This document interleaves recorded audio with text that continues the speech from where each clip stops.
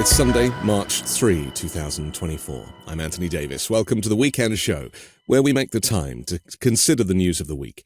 You can support my work and independent journalism at patreon.com/5minutenews. Our guest today is a former associate of Rudy Giuliani, who was a figure in the disgraced former President Donald Trump's first impeachment investigation. His story is immortalized in his new book, Shadow Diplomacy.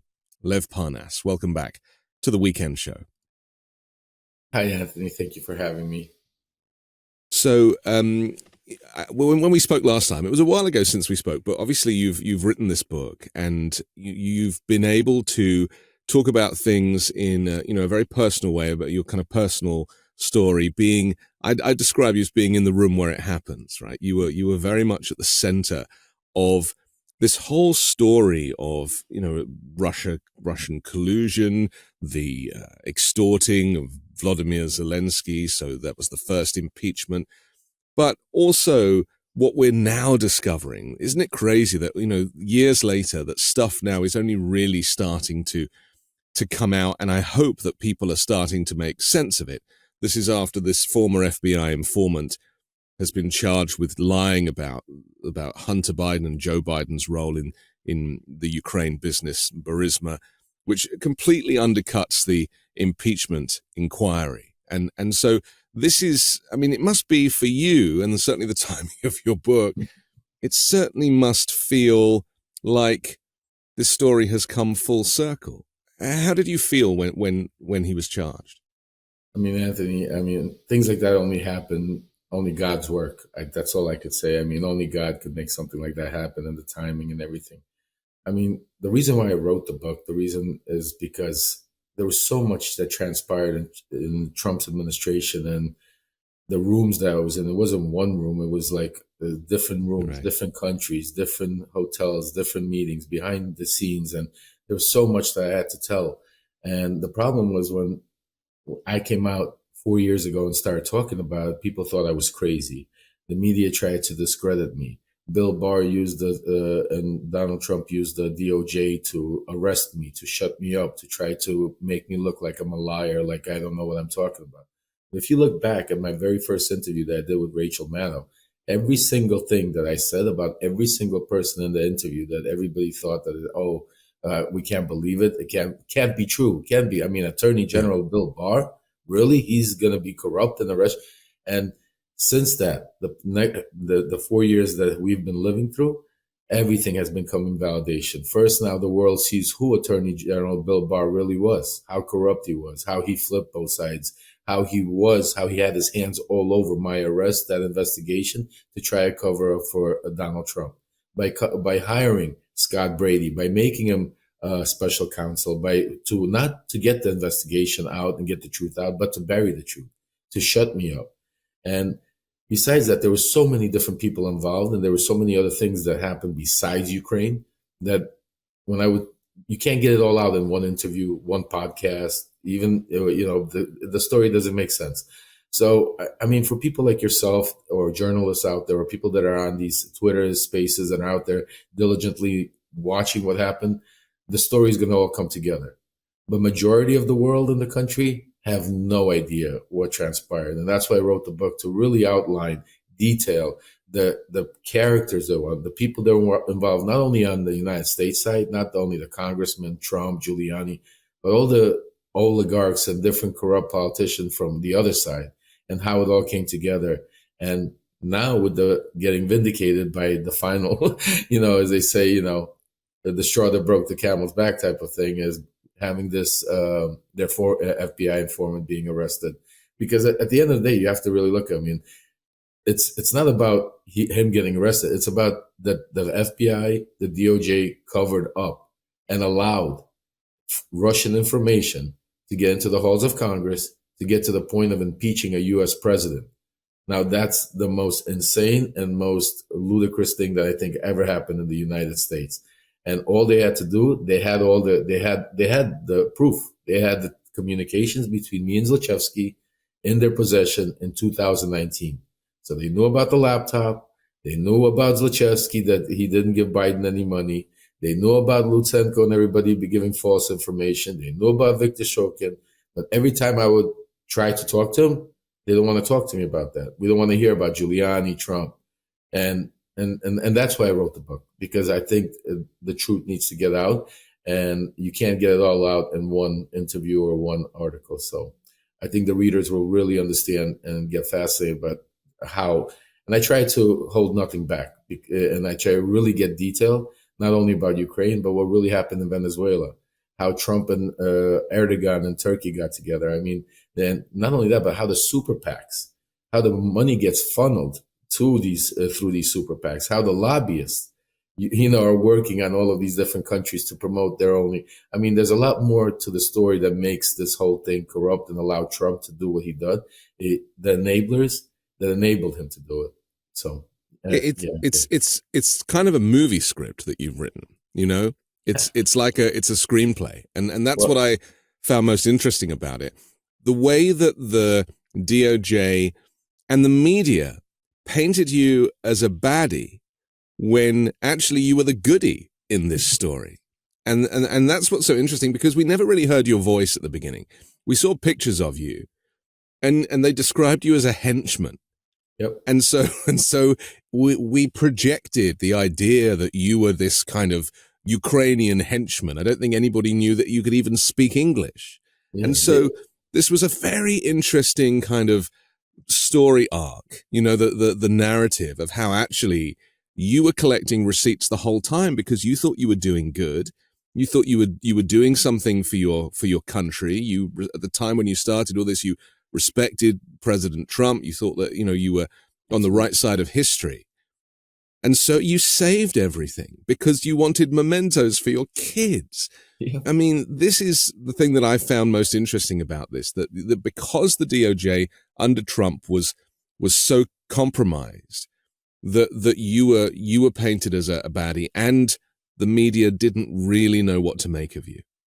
Yeah, absolutely. I mean, the media ran with it. I mean, we all understand the connections that the DOJ has with the media, the relationships, and, a leak here, a leak there, and all of a sudden. And remember, I fit the perfect mold. Bill Barr had his perfect pigeon because I did not belong in the White House. I wasn't that Harvard graduate lawyer that with a pedigree that belonged there, and lobbyist or whatever you want to call it. I was the street kid from Brooklyn that, looked to where to smoke a joint and make business and not go out there and deal with world politics. Never was involved in it. And then all of a sudden I got transformed into basically this James Bond character where I'm, like I said, in the shadowed world of, diplomacy, where I'm traveling all these different countries. I mean, if I didn't live through it, by even remembering it and reading my own book, it fascinates me that I can't believe what I went through and lived through, because if I would watch it on television, I would never believe that could actually happen. So the title of Shadow Diplomacy is very, very well conceived in my view, because, you, as you say, you were like a fixer, really. You really had to make these relationships, connect people with other people, and therefore you had to know people in the first place. And they took advantage of the fact that, you could, you were multilingual, that you had this ability to communicate, which is something that people like Giuliani and Donald Trump have no ability for. So you must have felt quite proud in that moment that you were able to be this, this great connector, that you were doing a good thing. Let's just talk for a second before we get to how it all got twisted. Just remind us how you felt when you thought you were doing good for the United States. I mean, I feel very crazy sounding what I'm going to say, but I really believed I was going to get the Medal of Honor. I mean, I thought I'm saving our country from the evil deep state. To the point where, Anthony, like I told you, I mean, I lost my family. I was fortunate enough to get them back, but my kids, my wife, anybody that I grew up with, majority of the people, I mean, except for the hand-picked ones that would jump on the Trump bandwagon that wanted to go with me to the events. And it was just, as when you say mega, I was as mega as you. I mean, I was the original, like they say, the OG. The OG I was mega. the mega OG, where there's there was nobody could say anything bad about Donald Trump or Giuliani or anybody in that. And so, yeah, no, I believe hard, strong. And you got to say, for me, I never had any inside look or even outside look at politics. I never voted before. I never was involved. It was not my world. I always heard be careful, politicians are worse than mobsters. And I would laugh to myself, here, these guys are in suits. How could they be worse than mobsters? But they are much worse than any mafia or mobsters or oligarchs that I've ever dealt with. There's no truth. Again, not every one of them. I don't want to label every politician or every but we know the ones that we're talking about, the ones that we see on TV peddling Russian propaganda till this day, the Marjorie Greens, the Matt Gaetzes, and so on. So, yeah, so it was, just fascinating to see how it all, and I truly got entangled into it to the point where I believe that I'm on the front line. We're at the war. I'm going to save the country, get the Medal of Honor. And that's why I saved every little thing, because it was part of history that I wanted to share with my grandkids. Meanwhile, if you really look back at it, now this is why in the book, the reader really needs to understand who Lev Parnas is, and how could a guy with my connections, because I don't have connections to people in Fortune 500 companies. My connections came all in Russia, oligarch, mobsters, because I grew up in the streets of Brooklyn in a time where there was a different world. And I write about it in the book so people understand who I was. You also have to understand Donald Trump, the Secret Service, and Rudy Giuliani's intensive investigators, and every congressman that vetted me from the Secret Service to the CIA knew everything about me. And they still came to me.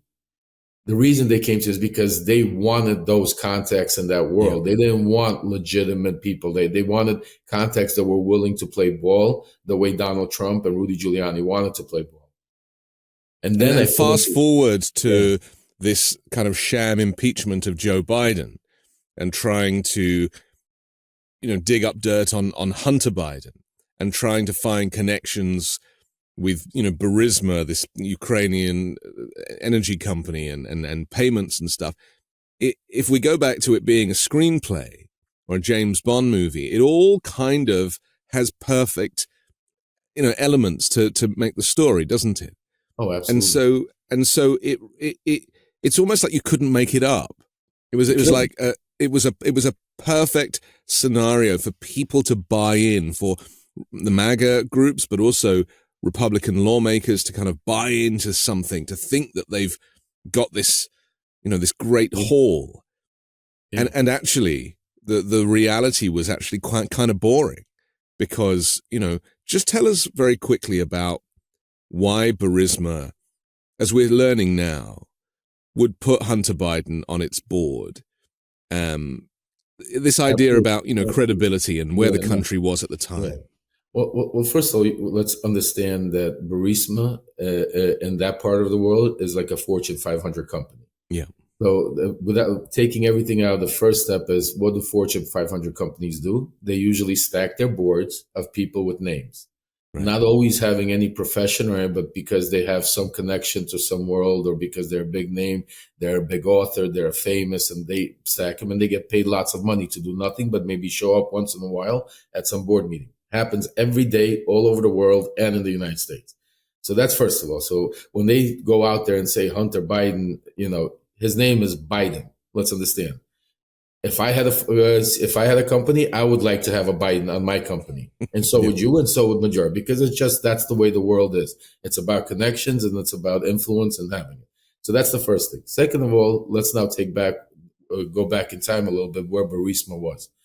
In 2014, it's a very important date, is when everything changed.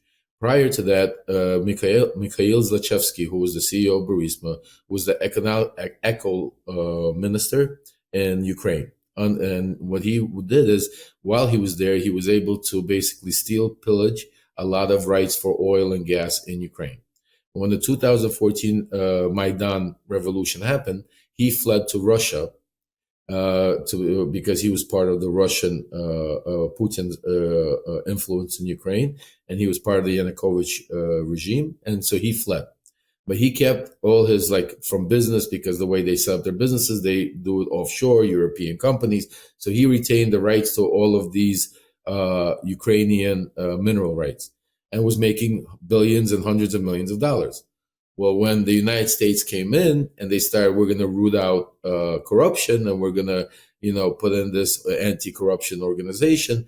You have to understand that even though they were handpicking individuals like, Poroshenko and others to be in the lead, they were still corrupt in their way. I mean, no, you couldn't find anybody that's not corrupt. I don't care, because that's the way of life. That's the oil business for you, right? And it's the way of life in Ukraine. I mean, there's just a level of corruption that they're willing to go to, and you hope that maybe they've been corrupted so much, made so much money that now they'll try to do good with it. That's what the hope is.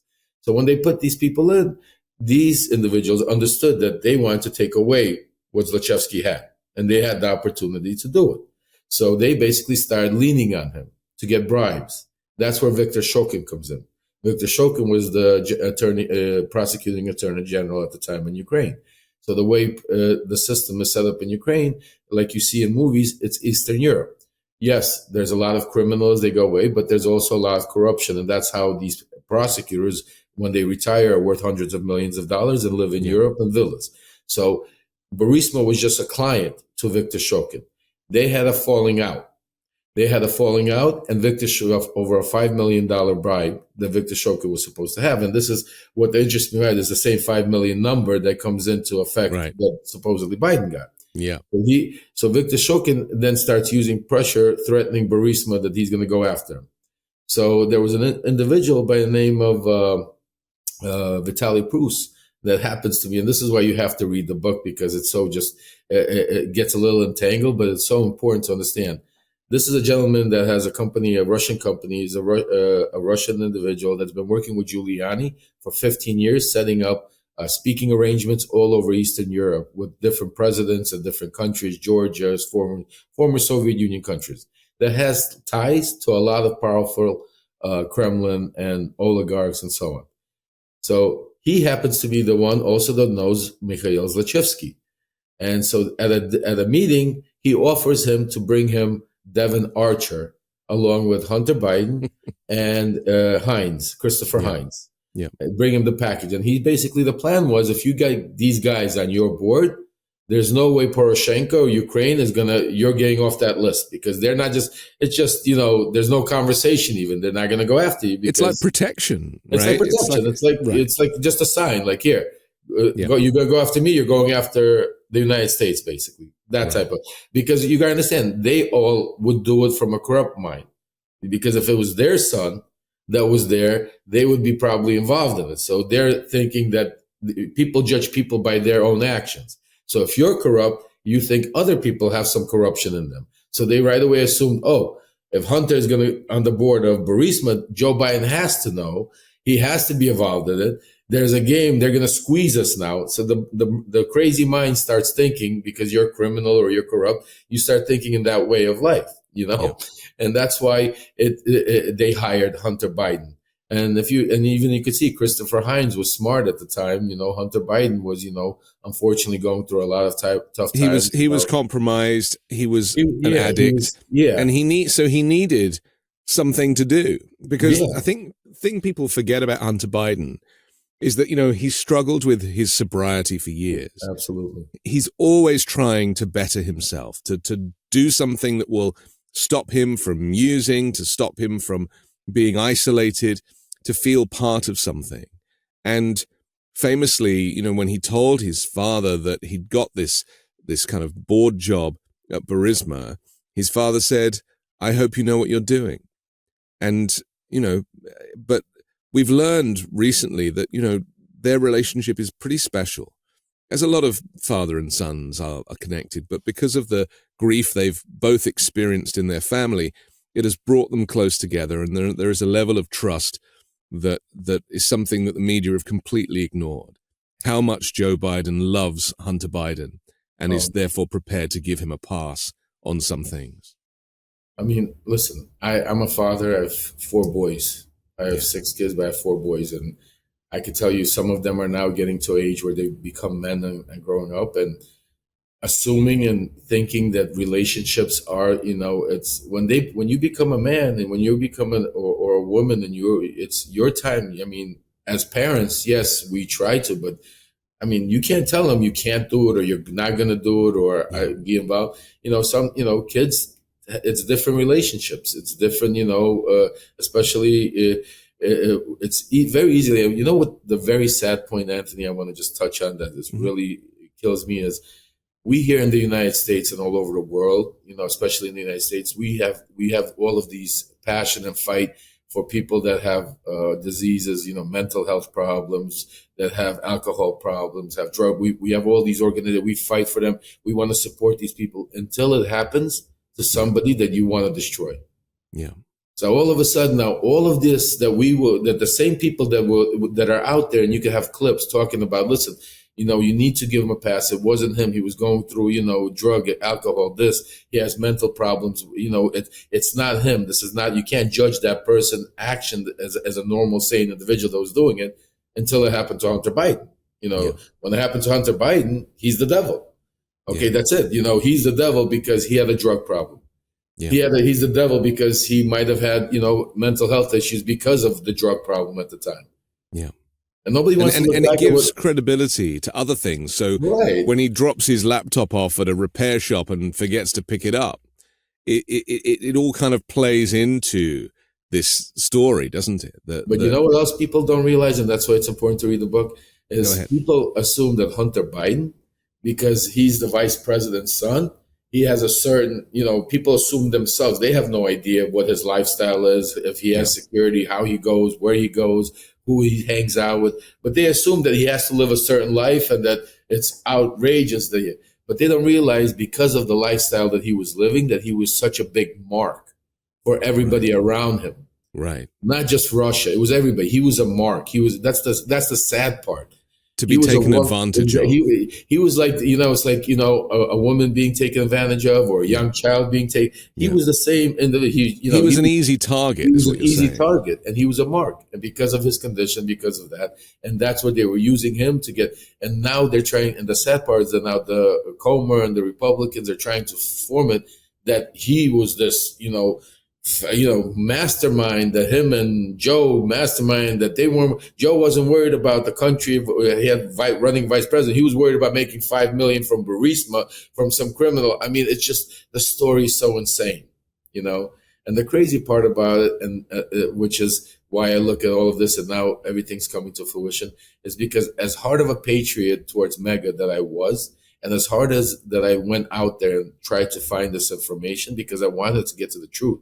Because I believed the truth. I believed he was guilty. I believed Joe Biden was guilty, Hillary Clinton. I wanted to get the truth.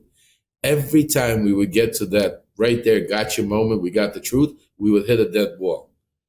And I look back at it and I write about it in the book, is like when we would hit that dead wall, instead of trying to find out why maybe the story is not true, we would be forced by the BLT team, by the people around Trump that were on that mission, to go find somebody that will give you that information. Yeah. It wasn't go find the information.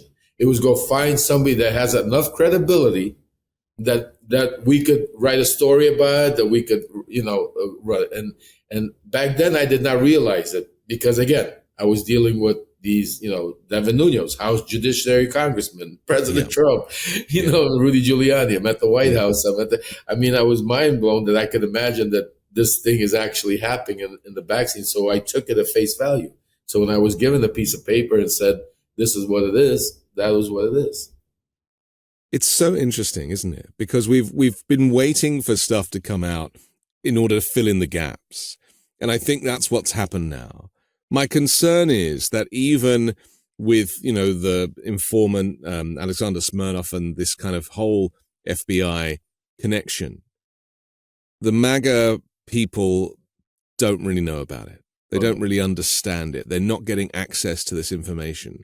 They are still very much ensconced in their information silo. And so it doesn't, in terms of, the forthcoming election and, all of the misinformation that is going back and forth, it doesn't really change things from that perspective. And that's something that we need to talk about because, it might be a gotcha moment and a hallelujah from those who are either smart enough to make the effort to read it or have the time to read it or are interested. But for those people who are in the MAGA cult, there's no crossover. Right. I mean, Anthony, we spoke about previously, and you know very well, cult mentality is very different. And the way you keep people in the cult is limiting them from information, outsource information, so the mind doesn't wander and try to think, well, what if, or what? It has to be 100% pure one way. And, it's like a horse running a race and they put the blinders on so you can't look one way to the right. So the mega cult, but I don't worry about the mega, they're far gone. The only way the mega cult could get broken up is by Trump losing, by Trump going to prison. And it's still going to take years because it's been infiltrated by others into the DOJ, the Congress, Senate. So there's going to be a weaning time, and we're in for a ride. But the only way it's going to happen is by, time has to go by without the Donald Trump, their superhero Superman to lead their way. You know what I'm saying to you? And that's how I perceive, a lot of his cult members look at him as their, superhero character, like Batman, Superman. They got their Donald Trump, character. Yeah. So the cult mentality. So I don't worry about that. But the great point is majority of the world and the country is watching this. Most of the people and the independent people and people that are on the fringe, people that are going to make a difference in the elections, because the mega is going to vote Trump no matter what you do, no matter what you say. But the people that are on the line, the people that are, maybe like confused or don't have enough information, and the independents, and there's enough of them, right? And Republicans, and there's Republicans and Democrats that are on the line because of crazy issues, because of Joe Biden's age, and because of the economy. They might not think so. There are people out there that don't have enough information that are still basing this election like a general election. And that was the purpose of the book, and also some other projects that I'm working on, is to get the information out so people then could, if you still want to vote for this guy after you read my book, God bless you. You know what I'm saying to you? That's what I'm saying. Okay, listen, we have to take a quick pause for our sponsor, but I want to come back and talk about the current FBI director, Christopher Wray, who just on Wednesday issued a warning to say that, Russian meddling in the election is happening again. Absolutely. So we'll talk about that and more with Lev Parnas next. I'm excited to tell you about Moink. That's Moo plus Oink. Moink is a meat subscription box company on a mission to fight for the family farm. They're located in rural America, run by an 8th-generation female farmer. Their animals are raised humanely, their employees are paid a living wage, and the quality of their product is better than anything you'll find in a store. Moink delivers grass-fed and grass-finished beef and lamb, pastured pork and chicken, and sustainable wild-caught Alaskan salmon straight to your door. I've received one of these boxes, and I can verify that the quality of the food was excellent, and it tasted delicious too. Keep American farming going by signing up at moinkbox.com/weekend now, and listeners of this show get free bacon for a year. That's 1 year of the best bacon you'll ever taste, but for a limited time. Spelled MOINK box.com/weekend. That's moinkbox.com/weekend. I've always found it difficult to find clothes that I like to wear, and when I find one thing that works, I just buy loads of them and just wear the same thing all the time. Well, men's closets were due for a radical reinvention, and Rhone stepped up to the challenge. Rhone's commuter collection is the most comfortable, breathable, and flexible set of products known to man. And here's why. Rhone helps you get ready for any occasion. The commuter collection offers the world's most comfortable pants, dress shirts, zips, and polos. You'll never have to worry about what to wear when you've got the Rhone commuter collection. The comfortable 4-way stretch fabric provides breathability and flexibility that leaves you free to enjoy what life throws your way, from your commute to work or your 18 holes of golf. It's time to feel confident without the hassle. With Rhone's wrinkle release technology, wrinkles disappear as you stretch and wear the products. It's that easy. And with Gold Fusion anti-odor technology, you'll be smelling fresh and clean all day long. And on top of that, Rhone is 100% machine washable, so you can ditch the dry cleaner altogether. I personally love a technical fabric, something that is advanced and uses technology to make a more comfortable and more modern outfit. Now, the commuter collection can get you through any workday and straight into whatever comes next. So head to roan.com/Anthony and use promo code Anthony to save 20% off your entire order. That's 20% off your entire order when you head to RHONE.com/Anthony and use code Anthony, ANTHONY. It's time to find your corner office comfort.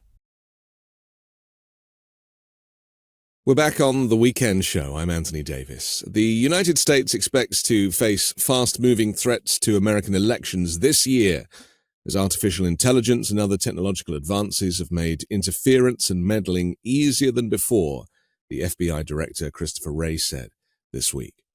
I'm sure this doesn't surprise you, Lev, and I think that people forget quite how much Kremlin influence there was in the 2016 election to get Donald Trump elected. There is no doubt in my mind that Vladimir Putin is going to really open the taps and do whatever he can to get Trump elected again. Would you agree with that? Oh, absolutely.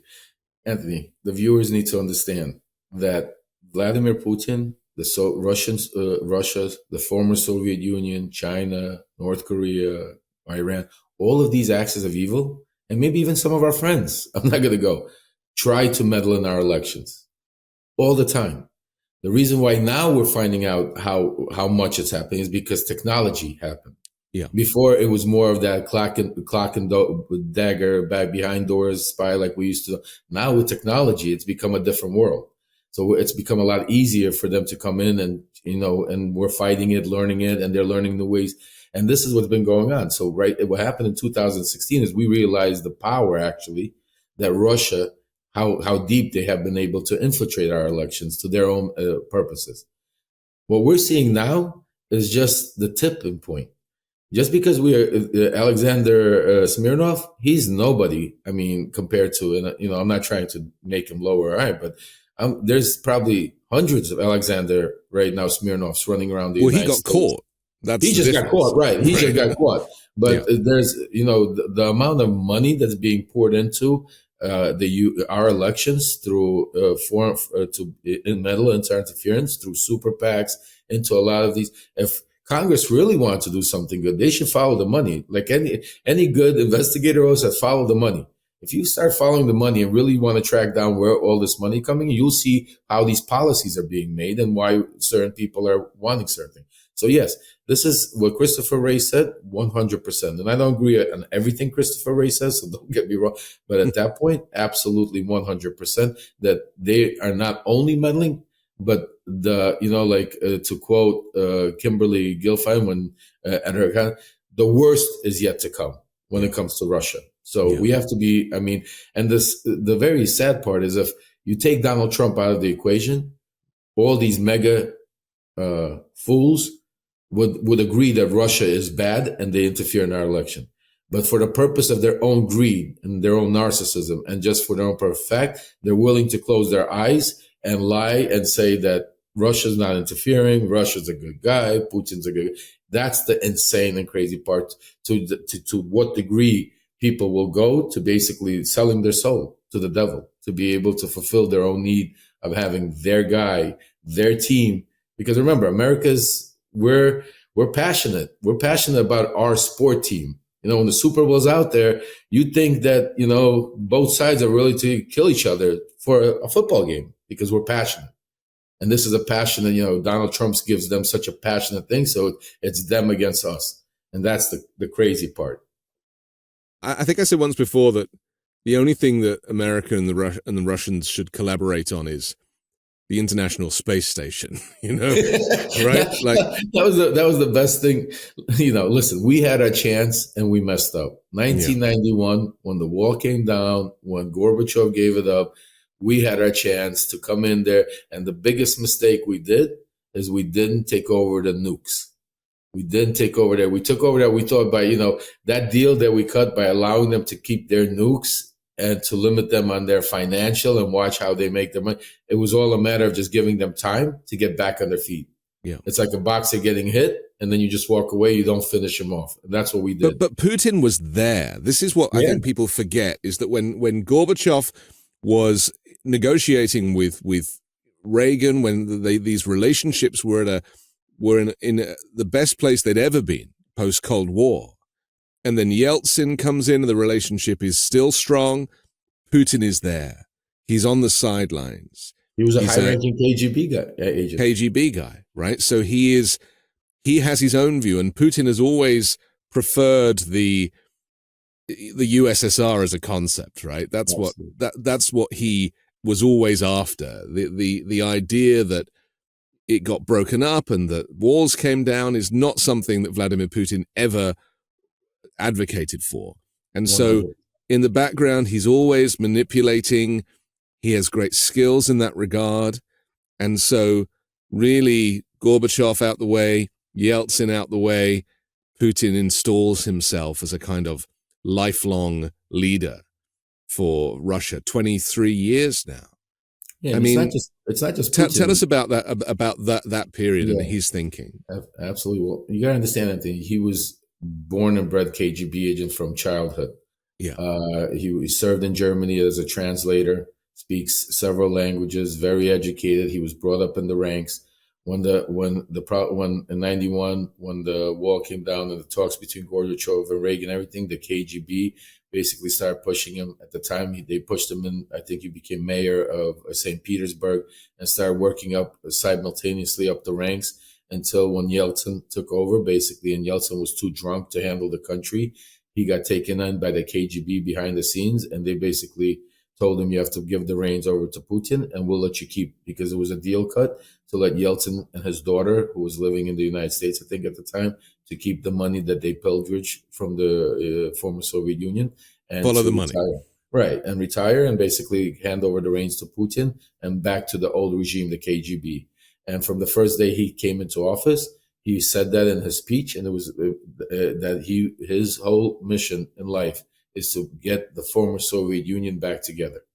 And that's where the problem was with it, is that Putin never understood. He couldn't find that crack because of NATO, because NATO was so strong. The United States was so powerful. China wouldn't jump into their game. He didn't have that crack in the shield. He knew that if he gets out of line, that Russia is a facade. The world is still thinking that it's the former Soviet Union, the powerful Cold War regime. But Putin understood that they were a facade. Yes, they were getting very wealthy financially, but they were still a facade. They didn't have that powerful, they were that bully that didn't want to get called out in a real fight. Yeah. So, but then comes Donald Trump, and he gives him that crack that he's been waiting for 20 years, 25 years. He comes in long game. He comes in and says, I'm going to destroy NATO. Yeah. I'm going to destroy you guys. Not only am I going to destroy NATO, you know, Putin, Ukraine, that country that you've wanted, that is the biggest part of your whole puzzle to put together the Soviet Union back together. Well, I hate them so much because they wouldn't announce an investigation into Joe Biden. I'm going to give them to you on a silver platter. So now you tell me, why wouldn't Vladimir Putin want to meddle? When I hear Tucker Carlson or somebody come out there and say, why would Vladimir Putin want to invade Poland? Why would Vladimir Putin want to meddle in our election? Why would Vladimir Putin want Donald Trump? Are you really kidding me? I mean, my 10-year-old child understands why Vladimir. Well, because they do know, right? They're playing devil's advocate. Absolutely. Because they are doing the work for Putin. Yep. And, when you talk about the arrival of Trump, because it was a long game, as I said, right, with identifying Donald Trump. There was a few opportunities for him to run where he nearly did and didn't. They finally get him to run, give him the confidence, give him the financial support. They're like, this is our moment. And he caves. I mean, he was thrilled for the attention, Trump, as a mark. He's a perfect candidate, isn't he? Yeah. Even if you fast forward to just last week, when he says that if NATO members don't pay their full 2% of GDP, then I won't just tell Russia, but I will encourage Russia to attack NATO countries. I mean, that is a remarkable announcement and worthy of not just impeachment, but arrest for treason. And yet just comes and goes, and people are like, that's just Trump. I mean, that's where we're at now, Lev. It's chilling. Not only that, Anthony, but I'm going to take you back a little bit to 2016 for a second, and your viewers, why that election and why Russia interfered so badly and why that was the time for Trump to come in, because they were so scared that if Hillary Clinton would have won, because she knew Vladimir Putin for so many years because of Bill Clinton being the Secretary of State, being the wife. I mean, she was smart. She was smart. She knew Putin knew he couldn't pay her off. He knew there was no way she's going to give him that crack. And he also understood that if the Democrats win that party, that it would be very difficult for the Republicans maybe to, coming another 4 years or 8 years down the road. And Putin understood that he doesn't have that much time. I mean, he's already up there. He's sick, all these reports and everything. He wants to do it while he's alive and while he wants to get that credit of going on. Because he's the richest man in the world as it is. There's nothing that he doesn't have. The only thing he doesn't have is he doesn't have the former Soviet Union back together. Yeah. So that's why people don't understand. So why would he do it? Because he has nothing else to live for. He has everything else. And it's hard to understand that. And that's another thing I write in the book is by living with all these oligarchs over the years, when you live with people that have unlimited amounts of money, it's a different world. They think differently. They don't think like the common person. They don't want the same thing. They don't act the same thing. It's just a different world. And that's why he's bored. I sense that he's bored and he's isolated. I noticed in the Tucker Carlson interview recently, he just looks so bored with the whole thing that the only thing left to do is to either try and take the United States for yourself or to instigate a nuclear war, as he talked about in a speech only last week. I mean, this is the danger of authoritarians like him, that just for the sake of it, they can cause an awful lot of trouble. Oh, absolutely. But he's not only bored, he's scared, very scared. I want you to understand that people have to look at even the Tucker Carlson interview and look at some of the way and the comments like he made this week or last week about the nukes that, if we put boots on the ground, he's willing to nuke Ukraine and stuff like that. Yeah. This is when a dog barks, that usually doesn't bite. You know what I'm saying to you? We all understand that somebody that keeps saying you're good, how many times in the past 2 years has he mentioned that he's going to nuke somebody or nuke something or nuke it? It's because his nukes probably don't even work to such a degree. That's how what I think. Well, this happened with Saddam Hussein, right? This is where remember he was talking. I'm going to do this. Pretends that you have weapons of mass destruction. Right? Yeah. Exactly. It's all projection. Right, because they only could rule on fear.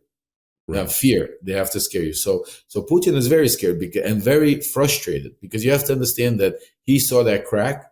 He took a big chance. I mean, him going into Kiev, the way they attacked it, thinking he's going to take over Ukraine in 3 days into the central Kiev. That was a huge underestimating on his part, but also something that he's very frustrated because he can't believe till this day, I guarantee you, that the United States and NATO has given so much money and support to Ukraine. He never believed it. Yeah. Because he already thought that there was so much anger built into Ukraine. Nobody cared about Ukraine. Yeah. Ukraine was just like that. He was just going to come in, take it over. And by now he would be onto other things. So he's frustrated and scared because he understands that if Joe Biden wins and Trump loses, it's going to be basically time for him. He's going to be put to the test and the whole world's going to see. Now, is it dangerous? Absolutely. Because this guy's a madman. People don't understand that. And it's a very scary time we live in that he could do stupid things. He has nothing to lose. He does not care about his people. Doesn't care about how many people die. Just look what he's doing. He keeps sending more and more troops over to Ukraine by beating them not with ammunition, but bodies. They don't have enough ammunition to kill enough Russian soldiers. The craziness. He could just take them out of prison, takes young kids. Doesn't matter. No. It doesn't matter as long as and that's the mentality. So he's very dangerous. Yes, these elections in the next few years are going to be very intense and scary and important. But if Donald Trump wins, it's checkmate, game over. He'll take over Ukraine just like without one more bullet being fired, just like he took over Crimea. And then, it becomes a game, game on from there. NATO will get destroyed. Poland will be next, Lithuania, Sweden, and we'll be living in a different world, and that's the pitch Donald Trump is selling to a lot of these mega loyalists. A lot of these people don't travel outside the United States. You also have to keep in mind. That's why you see them talking about, why do I care about Ukraine? They have no idea of what it means geologically in the world, in the scheme of things, how at the end of the day it hits their pocket. Because if all of a sudden we disrupt the free trade that we have, if we disrupt the way the United States controls everything that happens to make sure that we get the best prices or whatever, world's going to change. We're not going to have everything we want. Yeah. All of a sudden, we're only going to have American-made things or whatever the case is. We're only and this is the pitch he's selling to some of these people, and they want that because they don't know. We've already seen the problem with grain coming out of Ukraine, for example. Exactly. But and then after the pandemic, we saw the same issue with fuel. Just actually getting oil where it was needed. And you said something amazing, Anthony. With the majority of the world, people that say these things have no idea what kind of power move Ukraine gives Putin. Yeah. So now, not only will he control more of the world, he already controls probably 30-40% of all gas and oil in Eastern Europe. Think about that. But not only will he control more of it now, because now he'll have more resources from Ukraine and he'll have that pipeline that goes through it, which nobody will interfere with. But now also he will control 30% of Asia, Eastern Asia, all of their grain and food population. Yeah. Think about how powerful and how wealthy he will become, and that entity will become, that we will have to deal with. I've often said actually that one thing that I think people don't really understand, especially American people, is the consequences of agriculture changing. Agriculture is something we take for granted because we shop in supermarkets where everything's in plastic. But actually the way that the worldwide agricultural industry is affected by these geopolitical issues is significant, and it will mean that people could starve. Yeah, well, that's the sad part. But we're not going to realize it until, that's the sad part. Until when we're complaining that our eggs cost $2 more, when bread all of a sudden goes up from $2 to $4, that's when we're going to realize and say, oh, why do I want to pay $4? It's because of food. And that's the crazy part. Until it hits us, until a lot of the people just don't care about what goes on in the world. And they don't realize it until it's too late. And then when it's too late, they're just, so that's why it's important to have good world leaders that are there, that are not just understanding your way of thinking, but understand everybody's way of thinking. Yeah. That's why they're the president, because they're out there for everybody, not just what you want. Yeah. Trump's out there just for that small group of people, just what they want. It's us against them. For himself. And he's a guy, let's not forget, who several times now has said that you have to show ID when you buy groceries. So he ain't got a clue where the food comes from. Just tell me, Lev, how you felt with the Tucker Carlson interview. Not so much the actual interview, which was a disaster. It didn't work out as planned and as billed, because Putin did like a half an hour monologue about the origins of Ukraine. And then the rest of it was just stilted and weird. But the tough stuff for me to digest was seeing Tucker Carlson, because he was in Russia for a few days, then go and make these videos at a train station or at a supermarket and try and convince the American people that Russia is better than America. That the train station is cleaner and there's no homeless people, and the supermarket, he was like sniffing bread and I mean, it was so offensive and so treasonous. And yet again, just kind of came and went. This has become so normalized. How did you feel? I was disgusted, because why I was disgusted, just like when I get disgusted watching Giuliani or Trump lie, because I was there, I saw it. I was in Russia. I lived in Russia. I've been there playing. I know Russia. And he was just basically like filming a commercial, or like a travel commercial for Russia. I mean, are there great things about Russia? Absolutely. They probably, their vegetables, you can't get vegetables like that because it's naturally grown and it's fresh and it's good. Bread might be great. The bread might be better there than most places in the United States. I mean, just the way it's grown. So yeah, there's food wise, maybe yes. Are the train stations cleaner than the United States? Probably, absolutely. But he doesn't tell you why it's like that, how it gets like that. Right. He doesn't show you, why the train stations are clean, who's forced to do it, and how it's being run by because people aren't free. he doesn't show you people getting arrested because they want to go, protest Navalny's death, and just because they come out on the street and he doesn't go there. He doesn't go to the courts and prison colonies to show the ballerina that's being arrested because she put $51 donation to the Ukraine. He's not showing the true Russia. And, it's just like him, like Tara Reid. She lives in Russia now. I mean, she's completely out there, trying when they go out there and promote Russia like it's some kind of a beautiful place. Why don't you live there then? Yeah. Who's stopping you? I mean, because none of them would last a day there, because they don't talk about that. Tucker Carlson doesn't talk about how I'm sure he wasn't allowed to ask every single question he wanted to ask. I'm sure he was worried about how he would act while he was there. I don't care what he's going to say. I don't care how he's acted. But trust me when I tell you, when you're in that Soviet Union or when you're in Russia and you know you're being followed. Everywhere is being watched. And then it doesn't matter if you're a regular person or it's still the old KGB mindset. And that's what people don't understand. And they go out there, do their free willy. And I was disgusted by Tucker Carlson, I tell you. I mean, but look, he's doing it. He's just like another Donald Trump. All he's doing it is for the money, the ratings, because how can you ever go forward with a guy like Tucker Carlson that basically we've seen the text messages. We know what he thinks about Donald Trump. We know how he talked about Donald Trump. And then he interviews Donald Trump like they're best friends and promotes him. So the world knows you think he's an idiot. The world knows you think he destroyed Fox. The world knows you didn't want him out there. And so for your little group of mega cultists that you want to continue playing the game, you do the interviews. But I mean, it's disgusting to see the way they're promoting Russia. I mean, Putin. See, if he was just promoting Russia, I have no problem with that. Like, you're in a different country. You want to say, look at Russia. They got really clean things, and use that as a way to push our Congress and say, like, if they have clean. Now, that I don't have an issue with that, because I think we're definitely lacking in infrastructure in the United States. I think it's a huge problem.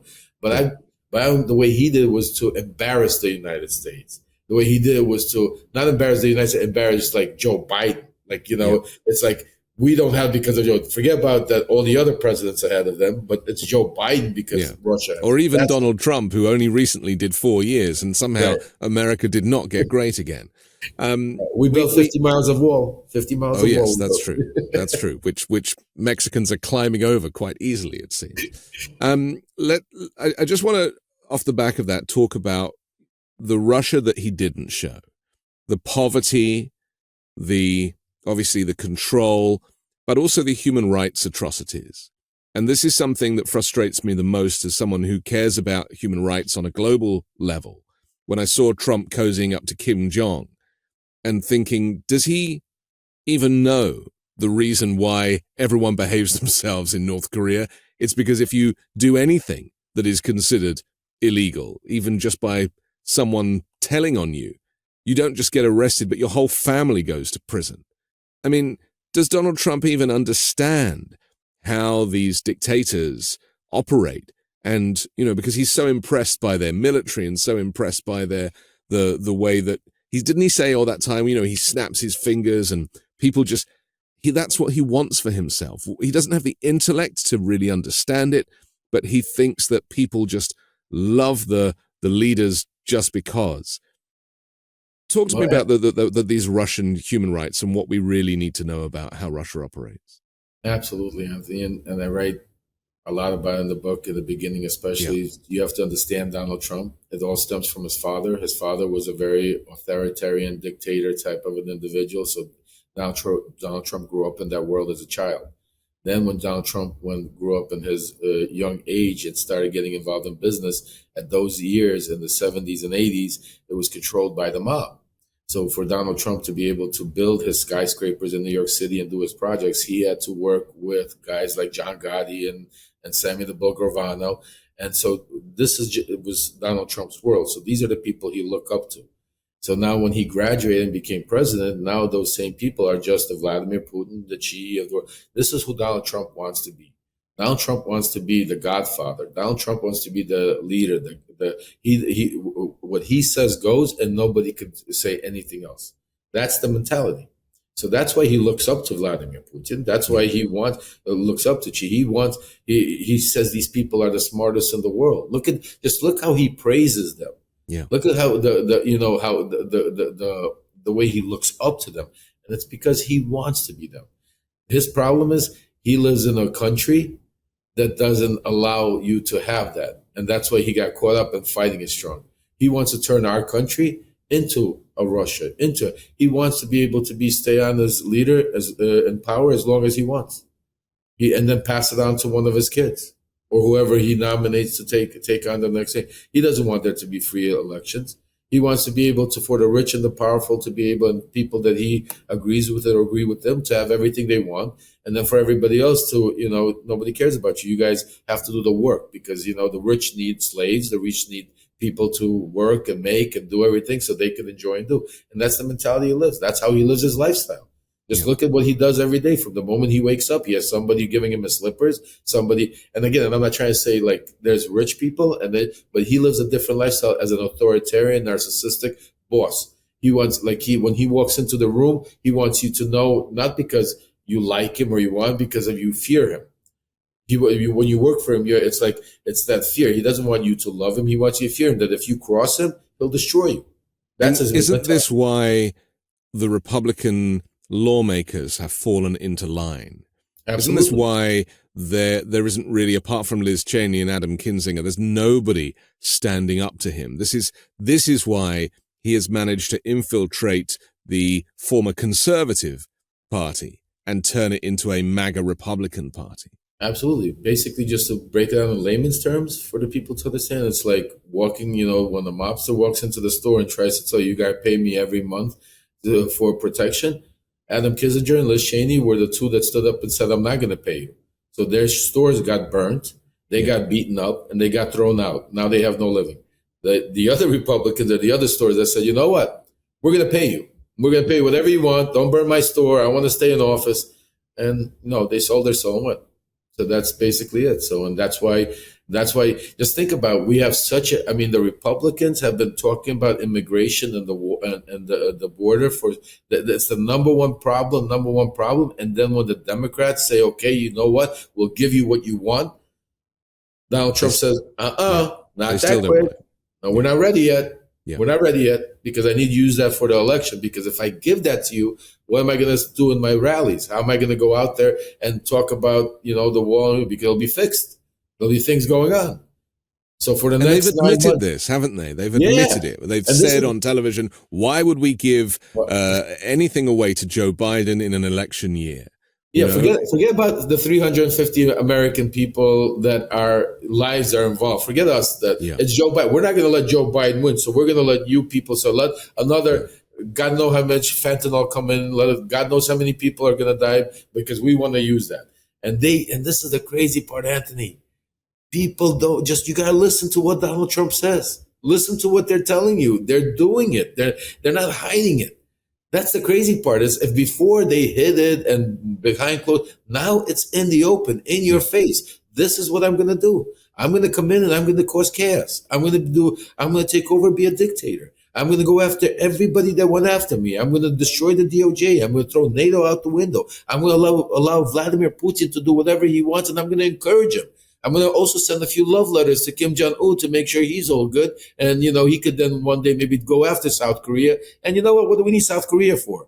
You know what I'm saying to you? This is the mentality that Donald Trump, and he's telling you. They're not hiding anymore.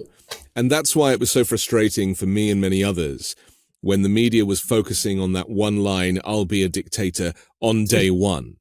And they became obsessed with this because he'd said dictator and day one, and they were analyzing day one and, on my first day. And I was like, are you out of your minds? This guy has been a dictator since he first started in business.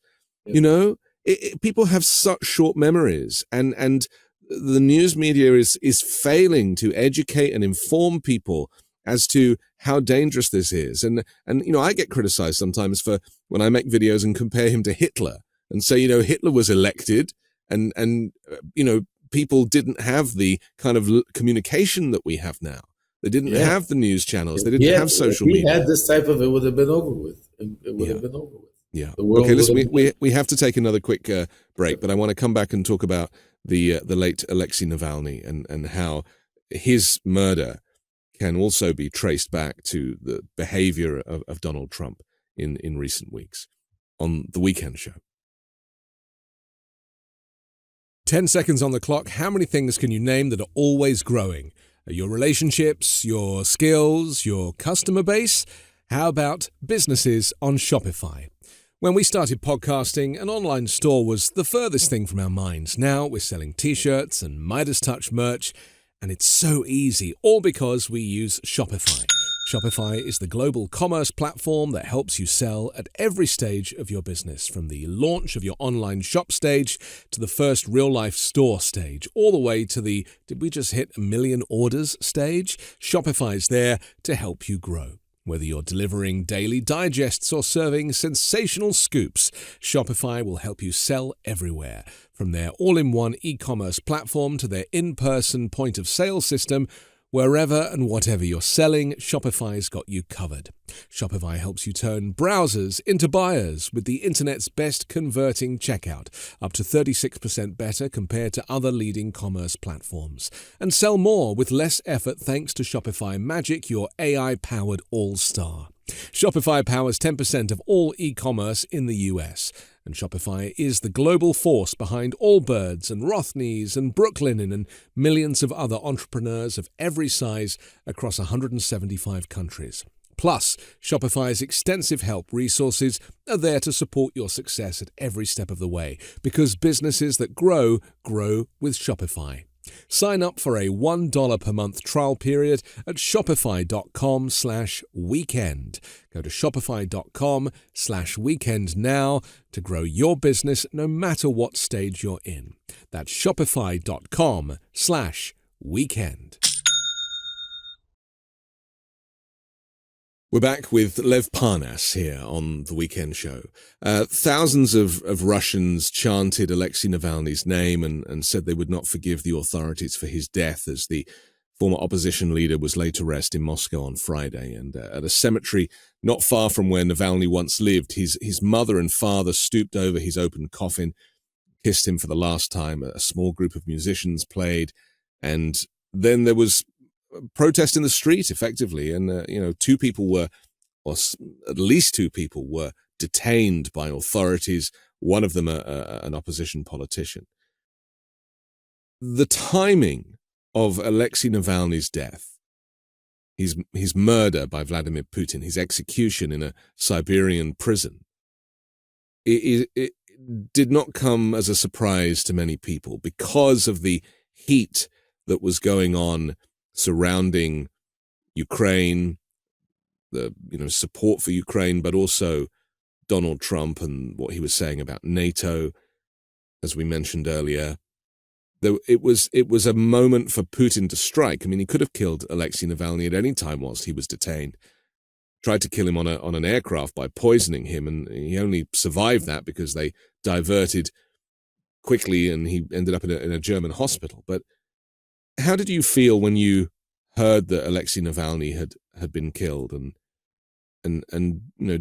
what did that say to you in the moment? As sad as it was, Anthony, I have to be honest with you, and I knew it was going to happen. I felt it was going to happen very, very soon after Trump's message, because I look as an insider, as somebody that lived that life and spent all those years with Trump and understand the way he talks and understand the way Putin, the way people give each other messages, and because you have to understand, Trump does, when Michael Cohen comes out and talks, it says Trump talks like a mobster. He gives you messages. He doesn't just clearly, he understands. So there's a tactic that very rich people use, that when you have all the money in the world, what do you gift somebody? So people start gifting each other like rare tickets to a concert, backstage events, historical things of value, where you can't just give it money or some kind of value. And Trump knows that. He's played the game. He lives it. So now Trump wants to get in Putin's good graces, but he can't go call him. He can't speak to him. He can't have even anybody around him, especially the way he's being watched and everything, Putin. So what can he do to show Putin that I got you? I still need your strong support. Please help. He goes out and makes a comment about NATO. And he didn't, and this is the important part, he didn't just say this time that NATO, if they don't pay, that I'm going to dismantle NATO. He went a step further, and this is where the message came in, that I will not only allow Russia, I will encourage them to do what they want to do. So now, 2 days later, Putin responds to his message. And he had to respond to let Trump know that he understands very well that Russia will do whatever they want to do. So he had to do something as outrageous and on a world stage to show that message in return. And he could have only done one thing, is kill Alexei Navalny. And it was also perfect timing because he just announced that he's going to run again. So he kills two birds with one stone. He kills the opposition, and he gives Trump the message that we're ready to do what we're going to do. And we're going to help you get into office. So this is the type of messages powerful people play on the level that regular people don't even understand. They look at that and say, that's why when I go on some spaces or talk shows and they say, you're crazy. Yeah, I'm crazy, but you don't know these people. You never lived with them. You've never heard them speak. You've never heard what they want to do and how they do it. I've lived that life for 50 years. And that's why I write about the book. I wasn't just a regular guy. The reason why they chose me was because I knew that life. I knew these people. I knew how they think and act. Because that was the only way you were going to be able to go in there and try to get information on the president or vice president of the United States of America. Let's understand.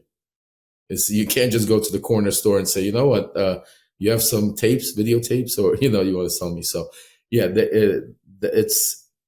I look back at it and it's just sad to see how openly in public they're playing the game right in front of our eyes. And the world is and the media is blind to it too, because they're scared to run with certain stories. Everybody's scared to get sued. Everybody's scared, and then you take a look at the media. Majority of the media tries to be politically correct. They try to show the other side. They try to show that they're not biased. But then you have Trump's side and Fox and the media on the right. They don't play that game. They show bias. They only show one way. So it's like playing in a soccer game or a football game where, 10 on 10, but you got 10 and they got 5. I mean, eventually, you're going to lose the information. So when it comes to the information war, and that's why their voices are louder, because if you turn on Fox, you'll hear the same narrative 24 hours a day. You will never diverse. And if there's a diversion of the narrative, there's really a comeback right away to squash it. On CNN, MSNBC, you'll see the same stories, but you'll see where, they'll still lean to the truth and to the right of it, but then they'll try to give the other side a voice. They'll try to give the other side, which it should be that way. But unfortunately, in the world that we play today, it's only ammunition, because what the other side does, they don't talk to talking points and use it. It legitimizes the stuff that is simply not factual. And, this both sides journalism thing was something completely new to me. When I moved here, I was like, what is this? It doesn't make any sense. Trump didn't respond initially to the murder of Alexei Navalny. In fact, he didn't say anything. And then eventually when he did, he claimed that he was like a Navalny because he is being persecuted. And, therefore it's like, he is a martyr in some way. I mean, remarkable, really. I mean, it's sad. It's not only it's sad. I mean, just take a look again. Listen to what the guy's telling you. I mean, the first reason he didn't respond right away because he was in shock, because he understood that was a response, and I don't think Trump he talks a big game, but he doesn't. He's not. He's a coward. You have to grow up in that world and be able to kill, maim, and not worry about, it's one thing to talk about it and, I could do this and I could that. It's another thing where, a guy like Putin probably killed people with his own arms, watch people die in front of his own eyes. It takes different people to be a dictator.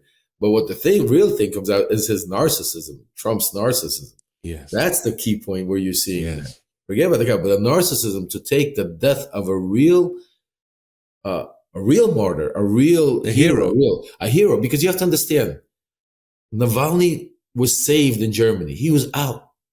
He could have been a very wealthy man living in Germany, the world, and fought for democracy in Russia, and probably would have had a much better chance to do it being on the outside to keep the fight going. But just think of the type of person he was, knowing that he's going to get killed. He's going to get tortured. He went back into the lion's den. There was no doubt about it. As soon as he gets in there, he knew he was going, and he was ready for it.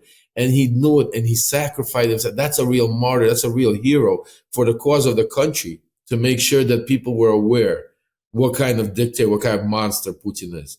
And then you get this coward Trump comes in and tries to use a real hero, a real martyr, and to use that credit as a narcissistical a word to say. Well, he did the same when al-Baghdadi was killed. Exactly, Do you remember? Yeah. And he was like, I did it, and I probably won't get the credit for it.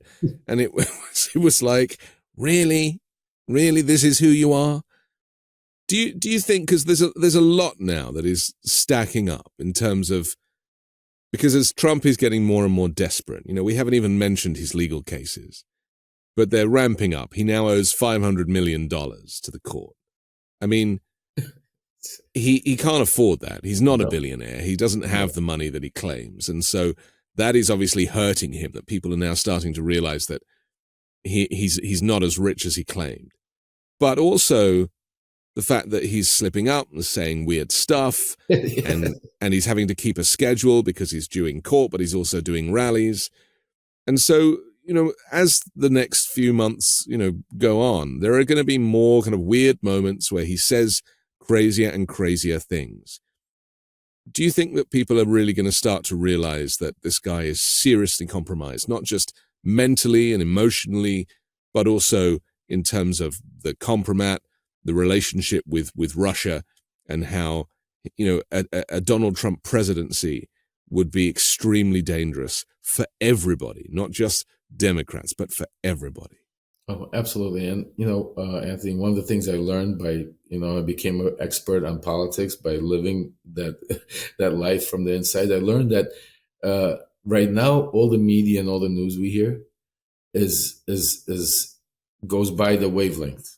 It's irrelevant right now. It's really irrelevant. And as something such huge happens, it's really irrelevant. The real race is going to start sometime in the summertime, June, July, August, and really September, October. That's when it really heats up. By that time, Donald Trump's going to be in a New York courtroom, probably convicted and tried for being a criminal. There's so many things that are still yet to happen that majority of the public that will make a difference in this election are not yet focused on this election. And when it's time to focus on this election, I'm confident that once they start seeing, and I'm sure not only the Democrats, but I'm sure there's a lot of people that are preparing a lot of things for that last month push, that where they get all that information, that they'll really understand. Because anybody with any common sense, if you really start look at the real, the truth, the evidence and facts, it's not that difficult. It's not that difficult. It only becomes difficult when you start debating it with somebody that's trying to cause chaos and that wants to reflect, doesn't want to deal with, doesn't believe, and lie. That's difficult. But if there's two common sense individuals that really want to get to the truth, they're not looking for one side or the other, but want to know the truth, it's not difficult. It's black and white. I mean, it's right there. I mean, we know that Biden didn't take no bribes. You could see what the GOP is doing. Their own, and that's another interesting thing that I've been seeing a trend, which is, I think, a good thing, that I go to a lot of these Twitter spaces and I do these debates, and I try to go into these GOP mega spaces to debate them because, I don't like to go echo chambers and just keep saying the same thing. I want to get the truth out there and fight them. And I've been noticing that a lot of them are as frustrated. They're not even agreeing. I'm not saying but they're as frustrated with James Comer and the GOP for not having the hearings, for not giving the information, for not and they're starting to, whereas before they would make that their focal point about the hearings, now they understand it's a joke, where they're like, there's more to that and that, and they try to now only go into policy. And that's a shift I'm seeing, that they're realizing themselves, if you have the proof, you have the evidence, give it to us, enough, let's move on. I mean, we started with, remember, the guy, the China informant gets arrested on the run. Another one of their guys is serving 14 years in prison. They promised to show us some kind of tapes, 17 tapes from a dead man's wife that never existed. Giuliani was supposed to give evidence and wasn't able to. I mean, it's I mean, like I said, you can make this up. It reminds me of Donald Trump's healthcare bill that never came, right? Where next week we're going to announce. Next week. It's coming. Yeah. So finally, where we're at now is a crossroads. Obviously, I describe it as a choice in November between dictatorship and democracy, or between freedom or fascism and freedom. And this is really something that people have to take very seriously. The requirement on people to actually use their democratic right to a vote might be the last time they ever vote if Donald Trump is elected. But, we really need to make people realize, I'm not on a political team, but I recognize the importance of America remaining free. And do you think that the messaging is there? Do you think people understand how high the stakes are and that why their vote is so essential in November? Like I said, I think a majority of our country, I truly believe that the vote's going to come out and give Donald Trump a kick in his ass and show him it's not going to be anywhere close, and it's going to show him that we don't want that. Because like I said, we just are hearing a very loud voice, but I think it's a minority loud voice. It's just louder than the majority, because majority of the country is busy taking care of their family, paying their bills, and not worried about going out there arguing about the policies until, it's time to get into that booth. I also truly believe that a lot of these loudmouths out there, that when they're going to be in that booth, nobody knows how they vote. You know what I'm saying to you? Just because they say, they'll go in there and they're going to vote, because majority of them, even when you speak to them, they know. I mean, it's not that difficult. It's just the problem is the way society and the way Donald Trump divided our country to such a degree. I mean, we've never been where we can't sit, there's families that can't sit at the same table and have Thanksgiving or Christmas or Hanukkah dinners because of Donald Trump, because, there's some of them like Donald Trump and some of them don't like it. And that's the crazy part. If you don't like Donald Trump, that means automatically you're a leftist. You have to like Joe Biden. It's like, it's become us against them. Yeah. Why do I have to like anybody? I don't like Donald Trump, and that's what I'm trying. And that's why I wrote the book, for people to really understand. I'm not out there. I'm not trying to say that it's Democrats, Republican. This book is not about Democrats, Republicans, folks. This book is about really an inside look at Donald Trump, Rudy Giuliani, and some of the key people in Congress that you see on an everyday basis, to what they did behind closed door, what they really said, what they really wanted to do, not what they portray on television. And what I do also, not only do I talk about and write about it, but I also put in text messages, emails into the book to validate and like everybody wants to see, show the receipts, to show to what degree of corruption these people went to and are still going to. So I hope that opens their eyes. I was going to say it's still going on. I mean, that's really the saddest part of this story, is that people like Trump and Giuliani have been allowed to continue this, and that they weren't held to account sooner. And that, if Trump's impeachment had only been ratified and criminalized the first time round, then we wouldn't have January 6th, and we wouldn't have this polarization that has really, destroyed American culture in many ways. Anthony, I'm going to take it a step further. If they would have just listened to me and looked into my evidence and looked at all the receipts and really looked at them, questioned me, and we would not have Donald Trump. I mean, he was guilty in so many different ways and so many different things. Not only Ukraine and the enablers, and they didn't. They closed their eyes and they thought that they did the biggest mistake that our parents told us: don't sweep things under the rug, because eventually you're going to trip over it. Well, that's what they did. They kept sweeping all of Donald Trump things under the rug, all his corruption, and now they're all tripping over it. They're all trying to save their own butts. And the sad part, Anthony, that none of them are really thinking about America. None of them are thinking about the public. If you look at all of them, they're all narcissists. They're thinking about how to save their own skin, how to move forward and get back at their own enemies. They don't care about that little guy. They don't care about the guy he's giving their last $6. He's not buying eggs. He's sending it to you, Donald Trump, because he believes you're going to save him. Yeah. They actually hate those people. They have contempt for those people. Yeah. And that's the saddest part of this story, isn't it? That the people who've sold their souls to the devil ain't interested in them. And it's a really sad. If it's still a screenplay, it certainly has a sad ending. Yeah. Okay, we have to finish, but Lev Parnas, thank you. Good luck with Shadow Diplomacy. It's a great book, and we'll talk again, hopefully, on the weekend show. Thank you. I'm Anthony Davis. Don't forget to support me and independent journalism at patreon.com/5Minute News. Join me next week with a brand new special guest and more factual news stories to discuss on the 5 Minute News Weekend Show with Midas Touch.